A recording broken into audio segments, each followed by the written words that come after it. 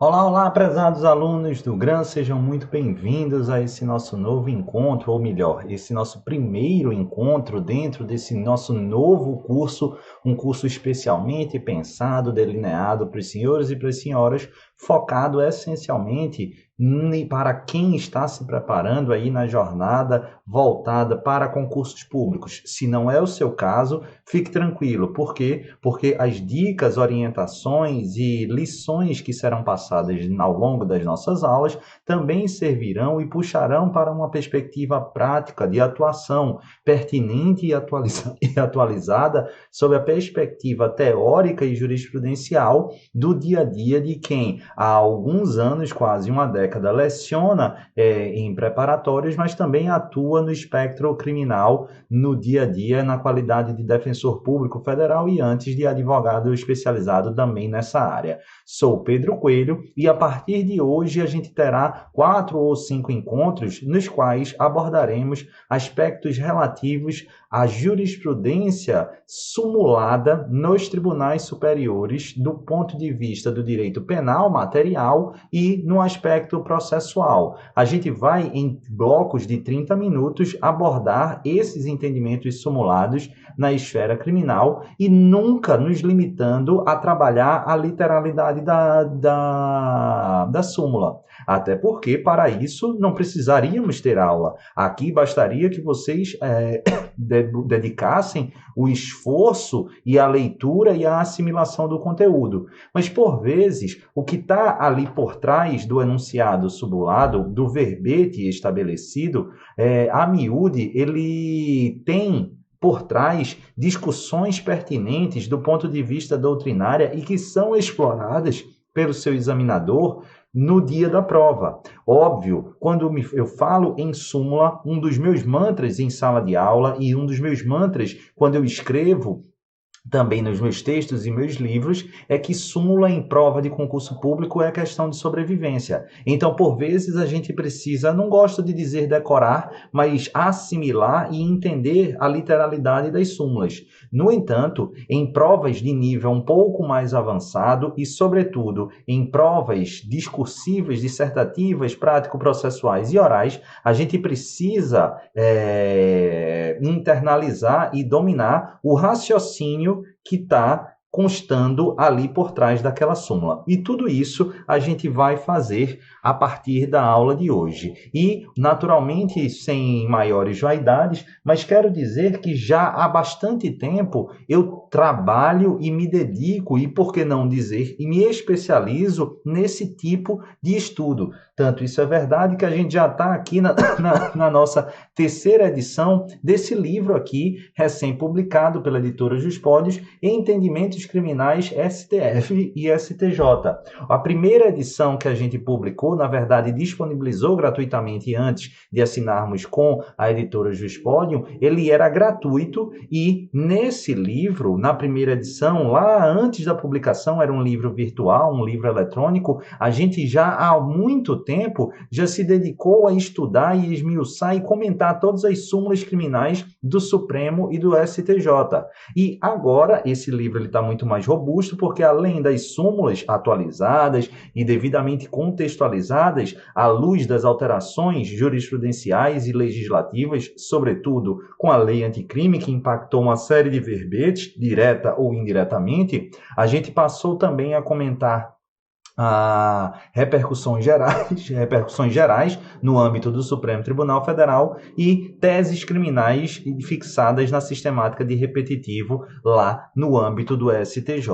E quando a gente faz a pesquisa para esse livro, aí é que a gente tem a noção real de como o estudo de súmulas é negligenciado por vários candidatos e, mais importante ainda, como despenca em prova de concurso público. A cada súmula comentada nesse meu livro, a gente junta ao final pelo menos 4, 5, às vezes 10, 15 questões que você acertaria, gabaritaria na sua prova se você dominasse aquele conteúdo. Não precisa decorar se você internaliza, se você domina, se você compreende o que está por trás. E é esse o desafio que a gente vai fazer a partir de agora. Bacana, pessoal? Sejam muito muito bem-vindos e é isso que a gente vai fazer. Espero que vocês gostem. Show de bola? Vamos embora então comigo para as próximas 2 horas. A gente vai aí em 4 blocos, se a saúde permitir e a garganta deixar. Vamos embora. Tá aí, curso de súmulas dos tribunais superiores, STF e STJ,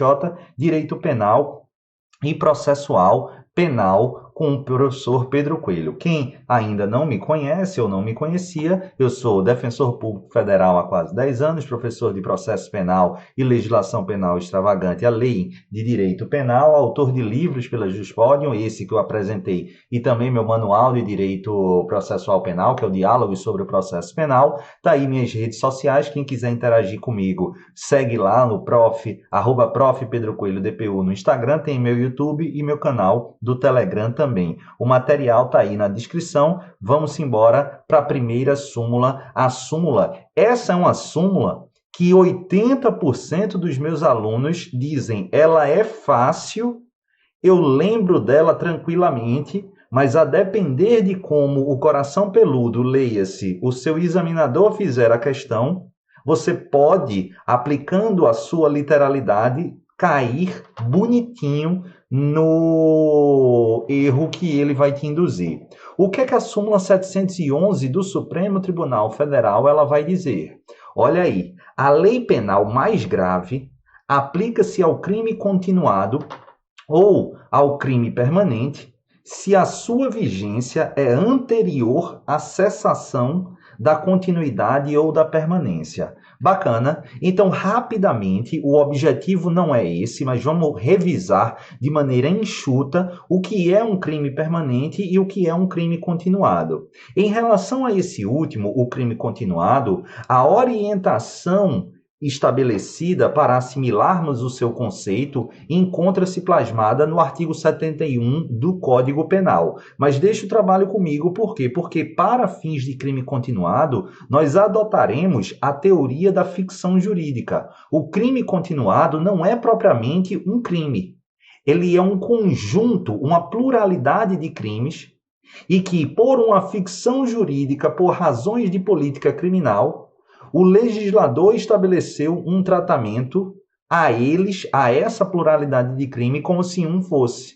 E aí a gente vai pegar a maior pena do crime praticado, ou se iguais a maior, né, naturalmente, a sua pena máxima, e acrescer aquele de pena máxima, de pena maior, e acrescer, para fins de dosimetria, a causa de aumento estabelecida lá no artigo 71 do Código Penal. Mas os requisitos estabelecidos é a similitude da prática.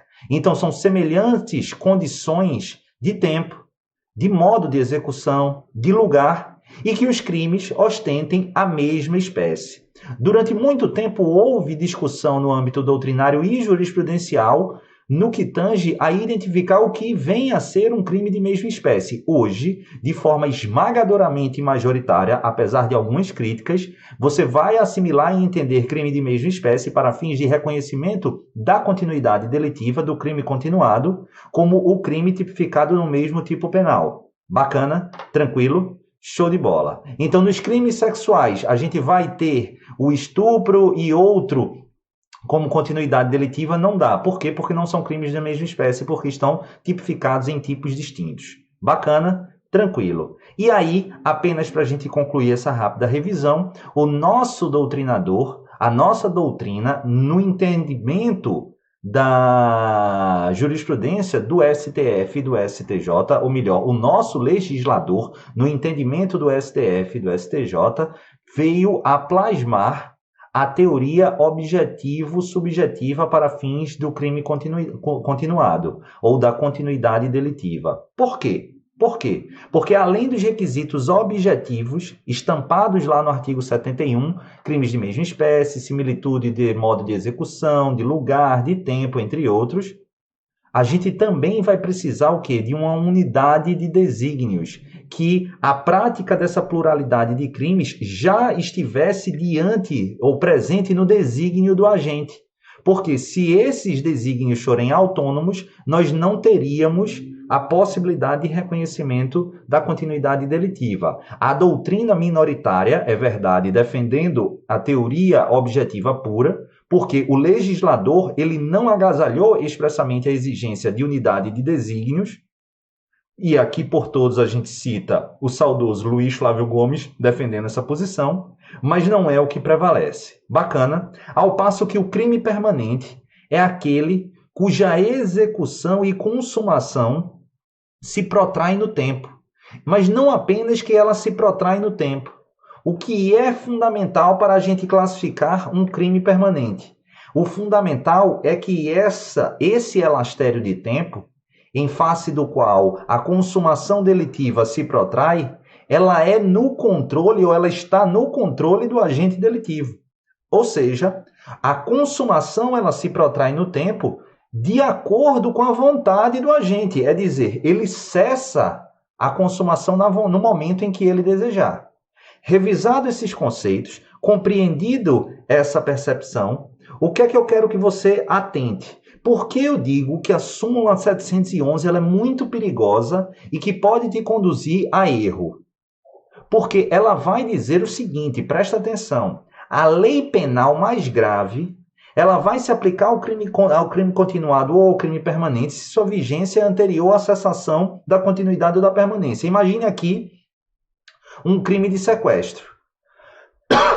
O crime de sequestro é tipicamente um crime permanente. Bacana? Por quê? Porque eu começo a sequestrar o cara, extraio ou restringo a liberdade de locomoção de forma ilícita e indevida, e aí imagine que eu faça isso por 6 meses. Exagerando aqui. Agora, imagine só, esse é um crime permanente. Por quê? Porque a consumação ela se protrai no tempo. E quem é que define o momento de cessação? Sou eu, sequestrador. Sou eu, agente criminoso. Aí imagine, hipoteticamente, que a pena do sequestro, quando o sequestro foi começado, foi iniciado, ela fosse, é hipotético, eu estou chutando apenas para ilustrar, ela fosse de 5 a 10 anos. Ela fosse de 5 a 10 anos. Só que 3 meses depois do sequestro, enquanto ele durava ainda, porque ele durou 6 meses, a gente teve uma redução nessa pena. E a pena do sequestro passou a não mais ser de 5 a 10, mas sim de 2 a 4, de 3 a 6. De 3 a 6. Não mais de 5 a 10, mas de 3 a 6. E aí, 6 meses depois, cessa esse sequestro. E quando cessa esse sequestro, qual é a pena prevista para o sequestro? 3 a 6. Eu te pergunto, a gente vai aplicar a esse sequestro a pena de 3 a 6 ou a pena de 5 a 10? A resposta é a pena vigente no momento da cessação, ou seja, de 3 a 6. Só que volta lá para a súmula. Quando a súmula diz a lei penal mais grave vai se aplicar ao crime continuado ou ao crime permanente, você tende a se assimilar à literalidade da súmula a dizer que vai ser do de 5 a 10. Não é o de 5 a 10. Não é o de 5 a 10. Por quê? Porque não é a pena mais grave. É a pena vigente no momento da cessação da conduta, no momento da conclusão e da finalização do crime continuado, como ficção jurídica, ou do crime permanente. O que a súmula quis dizer, mas erra na sua atecnia, mas o que eu quero que você compreenda é o seguinte, olha, vamos inverter. Se eu começo a cometer o crime de sequestro e a pena é de 3 a 6, e quando eu terminar, vai ter entrado em vigor uma pena ampliando a sanção punitiva para de 5 a 10, eu vou responder pela de 5 a 10. Mas não porque é grave, é a mais grave, porque é ela a vigente no momento da cessação da permanência ou da continuidade. Beleza? Bacana. Percebem a importância e a sutileza? Não é a pena mais grave, como indica a aparente literalidade da súmula 711. Mas sim, a pena vigente, seja ela mais grave ou menos grave, no momento da cessação da permanência ou da continuidade delitiva. Bacana, pessoal? Tranquilo? Show de bola. A segunda súmula que eu quero trabalhar, ela é muito especial. Ela é muito especial porque eu preciso que vocês compreendam E aqui, minha gente, a gente vai tratar, conforme eu disse, pensando em provas de todos os concursos da área criminal e, naturalmente, naquilo que for pertinente, eu vou te direcionar para provas específicas. E eu quero fazer um direcionamento e uma compreensão crítica que você vai utilizar para provas de segunda fase e provas orais de defensoria pública. Porque a súmula do 231 do STJ, Superior Tribunal de Justiça, vai dizer o seguinte: olha, a incidência da circunstância atenuante não pode conduzir à redução da pena abaixo do mínimo legal. O que é que eu quero que você assimile aqui? Com a reforma estampada no Código Penal em 1984, nós passamos a adotar, no que tange a dosimetria da pena em penas privativas de liberdade, o sistema idealizado pelo professor Nelson Hungria. E o professor Nelson Hungria, ele estabeleceu um critério, ou, como nós preferimos, um sistema trifásico de dosimetria da pena privativa de liberdade. E nesse sistema trifásico, a gente basicamente vai ter a fase de definição da pena base, a partir dos critérios elencados no artigo 59 do Código Penal, depois a fixação de atenuantes e agravantes se presentes estiverem, e por fim as causas de aumento e de diminuição de pena. Essas são as 3 etapas ou fases da dosimetria da pena, sistema trifásico. Bacana, tranquilo. Só que em relação à primeira fase, a de fixação da pena base, naturalmente, essa pena base ela precisa respeitar o mínimo e o máximo fixados abstratamente pelo legislador. Então, imagine, furto simples, pena de 1 a 4 anos, conforme indica o preceito secundário do caput do artigo 155 do Código Penal. Bacana? Tranquilo. Então, a pena base ela pode ser 1 ano, 1 ano e 2 meses, 1 ano e 5 meses, 2 anos, 2 anos e meio. Vai depender justamente das circunstâncias e objetos de previsão do artigo 59 do Código Penal. Agora, ela pode ser a pena base abaixo de 1 ano ou acima de 4 anos? Não. Por quê? Porque ela precisa estar dentro da esfera do quê? Do preceito secundário estabelecido abstratamente pelo legislador. Aí, o que a súmula 231 fala não é com essa primeira fase. Ela se preocupa com a segunda fase, a de atenuantes e agravantes. E ela, basicamente, ela vai dizer o seguinte, olha, na segunda fase, após a fixação da pena base, nós não poderemos, acaso advenha uma atenuante, reduzir aquele patamar da pena abaixo do mínimo legalmente estabelecido. Então, imagine só a seguinte situação. João, ele é primário, tem ótimos antecedentes e não tem nada desabonador à luz do artigo 59. Cometeu um furto, a pena base dele vai ficar no mínimo legal, 1 ano. Só que João, ele confessa a autoria delitiva. Então, ele tem a confissão espontânea e, em tese, ele vai ter o quê? O benefício da confissão espontânea.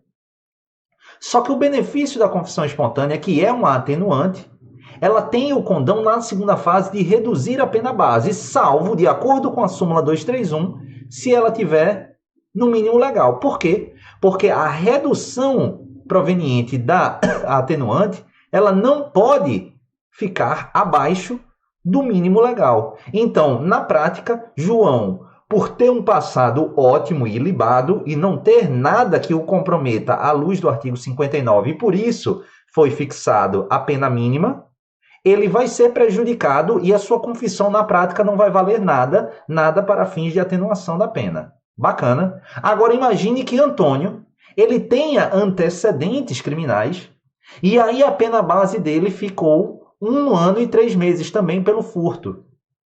Só que ele também confessa em um outro crime. E aí, por conta da confissão espontânea, a pena no final da segunda fase vai estar o quê? 1 ano. Igual ao caso de Antônio. Percebe como é estranho? Mas é isso que estabelece a súmula 231.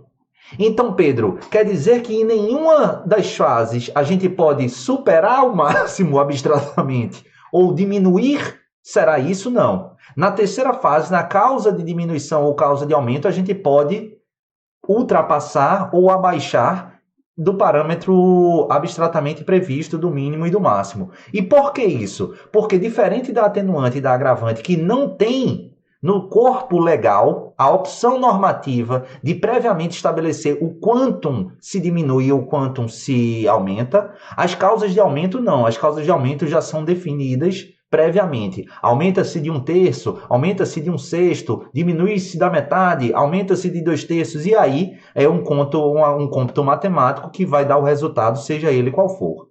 Bacana, tranquilo. E essa compreensão,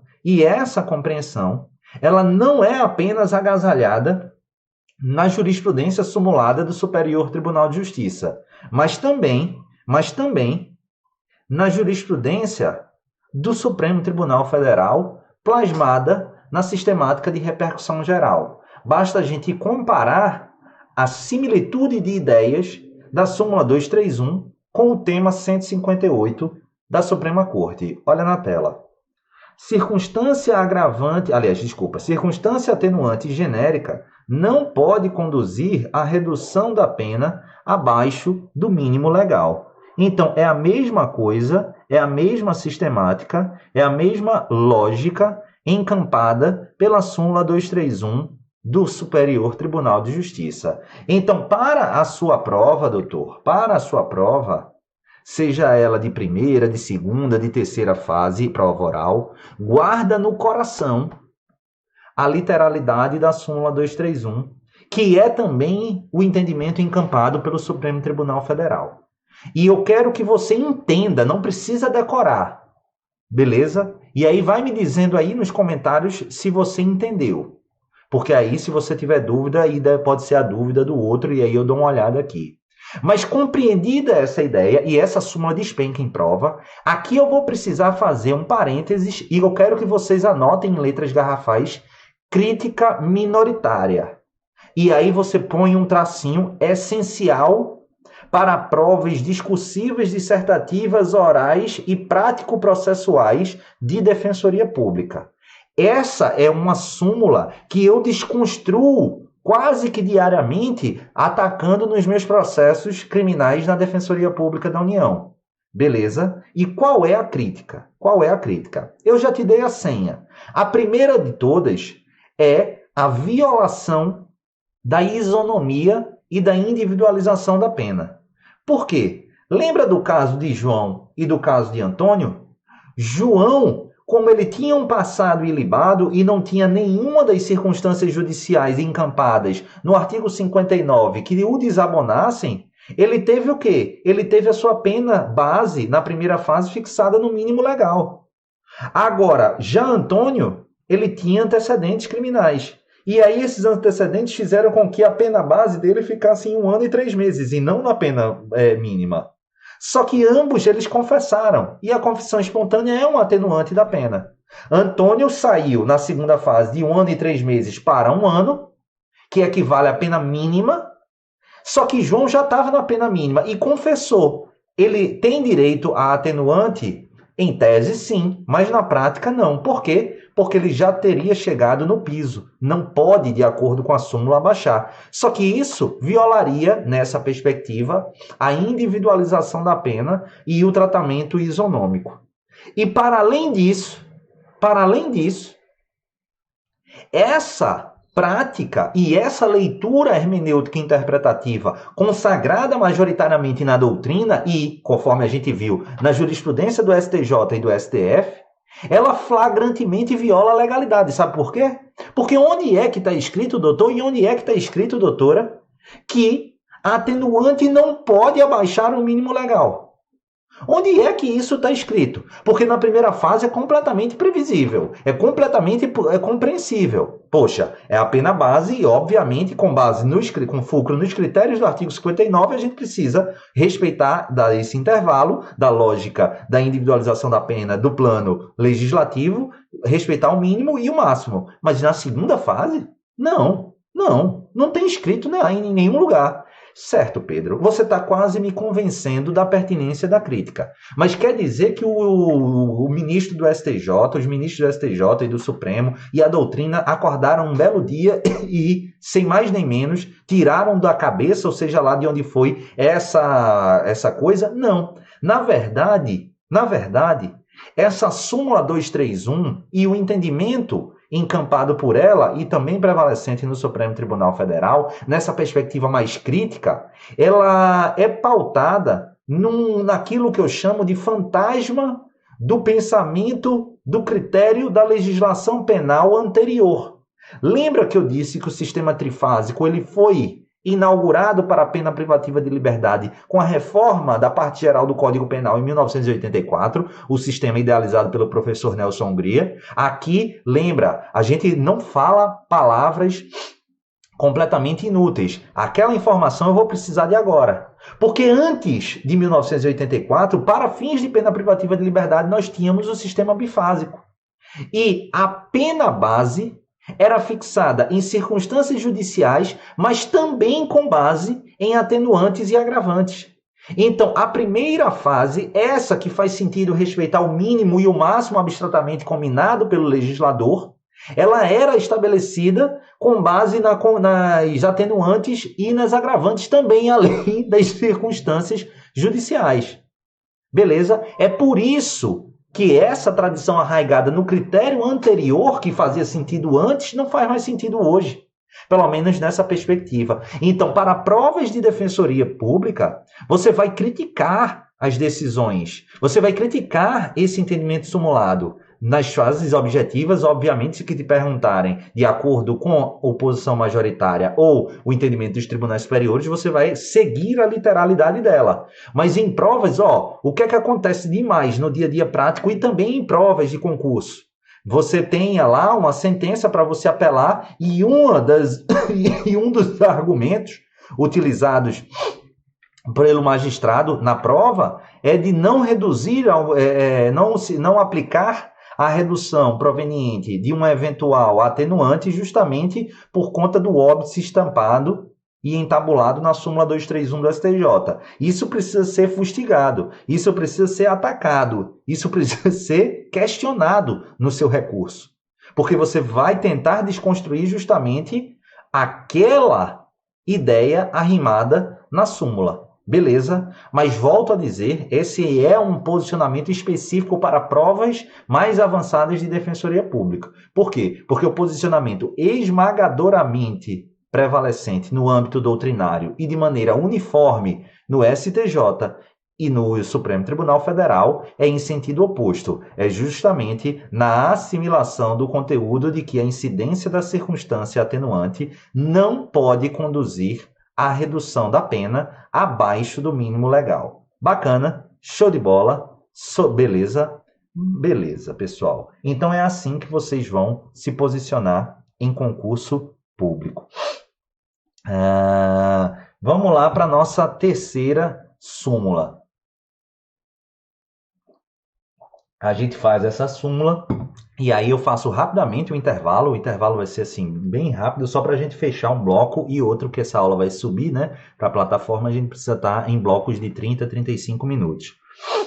Vão aí comentando, porque se vocês estiverem, e dando os likes para o pessoal que está ao vivo, tá, pessoal? Vamos lá. Súmula vinculante 14 do Supremo Tribunal Federal. É direito do defensor, no interesse do representado, ter acesso amplo aos elementos de prova que já documentados em procedimento investigatório, realizado por órgão com competência da Polícia Judiciária, digam respeito ao exercício do direito de defesa. Bacana, pessoal. Presta atenção, vamos por partes aqui. Olha. O que é que a gente tem numa primeira necessidade?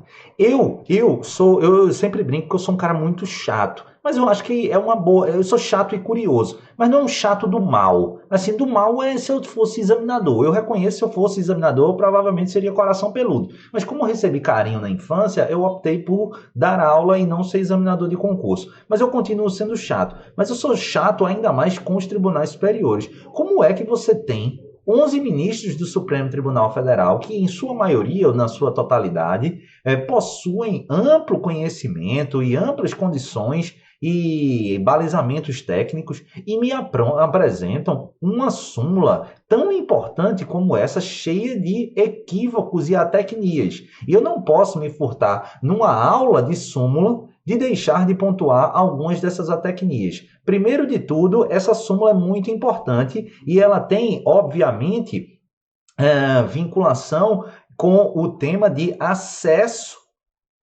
da defesa. Acesso e publicidade em favor da defesa. E por que não dizer viabilização do exercício do contraditório e de acesso ao conteúdo da investigação. Então presta atenção, por quê? Porque, apesar disso, apesar da súmula estar circunstanciada na fase investigativa, a gente tem atecnias como dizer ter acesso amplo a elementos de prova. Ora, nem o legislador que costumeiramente comete equívocos e atecnias, ele comete mais esse tipo de erro. Não existe elementos de informação, pelo menos como regra, na fase investigativa. São elementos o quê? Elementos de informação. É isso que nos fornece, por exemplo, ao artigo 157 do Código de Processo Penal com a reforma de 2008.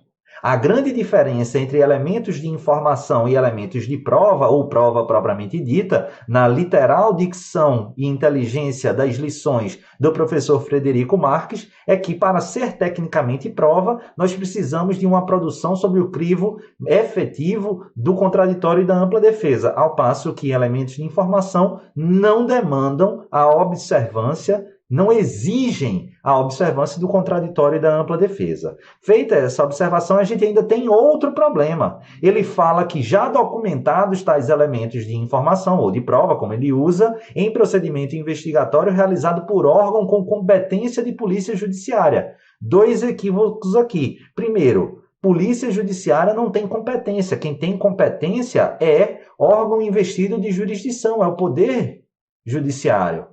Competência é a porção de jurisdição legalmente delimitada para exercício de jurisdição por um determinado membro do Poder Judiciário, ora. E não é competência no sentido atécnico e abrangente ou semântico do português normal. Ali, Polícia Judiciária tem atribuição, tá, pessoal? Pelo amor de Deus. E, por fim, aqui é uma crítica aqui mais, como é que eu posso falar, mais interessante e menos ácida. Por quê? Porque numa literalidade, em uma primeira leitura, essa súmula vinculante 14 faz parecer com que ela só estivesse vinculada e só tivesse aplicabilidade para os feitos de investigação de inquérito policial, de investigações tocadas pela Polícia Judiciária. Errado. Aplica-se a toda e qualquer investigação criminal. Tanto isso é verdade que, posteriormente à edição da súmula vinculante 14, o próprio Supremo Tribunal Federal, de forma reiterada, assim se posiciona.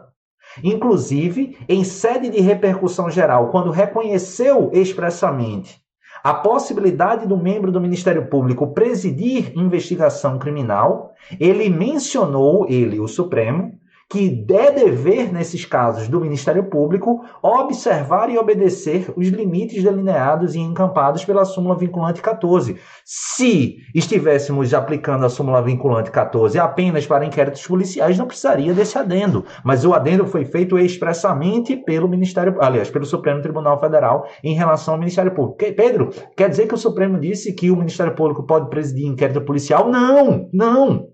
Inquérito policial é somente presidido por autoridade policial. E quem disse isso? Doutrina, jurisprudência do STJ, jurisprudência do STF e a própria lei. Que lei, Pedro? Lei 12.830 de 2013. Bacana. E o que é que o Ministério Público pode? Presidir investigação criminal. Mas não é a mesma coisa? Não. O Ministério Público, quando conduzir investigação criminal, ele o fará pelo PIC, Procedimento de Investigação Criminal, cuja matriz é delineada na Resolução 181, com redação dada pela 183, lá de 2017, 181 de 2017, do Conselho Nacional do Ministério Público. Bacana. E apenas para chancelar o que eu estou te dizendo, o próprio Estatuto da OAB, no artigo 7º, ele vai prever como direito do advogado, do representante do investigado, amplo acesso aos documentos e elementos de informação já documentados em procedimento investigatório, seja ele qual for, não havendo qualquer tipo de restrição legal a inquérito policial, mas a todo e qualquer procedimento investigatório no âmbito criminal. Bacana? Tranquilo? Vê aí na tela apenas a título de confirmação do que eu estou te dizendo. O Ministério Público dispõe de competência para promover, também não deveria ser competência, tá? Deveria ser atribuição. Por autoridade própria e por prazo razoável, investigações de natureza penal, desde que respeitados os direitos e garantias que assistem a qualquer indiciado ou a qualquer pessoa sob investigação do Estado, observadas sempre por seus agentes as hipóteses de reserva constitucional de jurisdição e também as prerrogativas profissionais de que se acham investidos em nosso país os advogados, notadamente no artigo 7º do Estatuto da OAB, notadamente tais incisos, sem prejuízo da possibilidade, sempre presente no Estado Democrático de Direito, do permanente controle jurisdicional dos atos necessariamente documentados, súmula vinculante 14 praticados pelos membros dessa instituição. Bacana, bacana, pessoal. Show de bola. Então a gente entendeu a regra da súmula vinculante 14. Pedro, eu morro de medo de quando você destaca domínio da regra. Porque normalmente quando você fala domínio da regra, aí a gente vai ter o quê? Aquela vontade de dizer. E a exceção, Pedro? Tem exceção? Diz que não, diz que não, diz que não. Mas eu digo que sim. Existe exceção à súmula vinculante 14. E quem dita essa exceção não sou eu, meus amores. É o próprio Supremo Tribunal Federal. E se súmula vinculante para concurso público é questão de sobrevivência, doutora, exceção reconhecida pela própria Suprema Corte a essa súmula vinculante, ela é questão de respiração mais do que de sobrevivência. E a gente vai trabalhar essa exceção, que é a que vai cair na sua prova. Mas a gente vai trabalhar daqui a 1 minutinho. É só o tempo de eu fechar o bloco, tomar uma água e voltar. Mas não sai, porque não dura nem 1 minuto. Até daqui a pouco. Valeu, pessoal.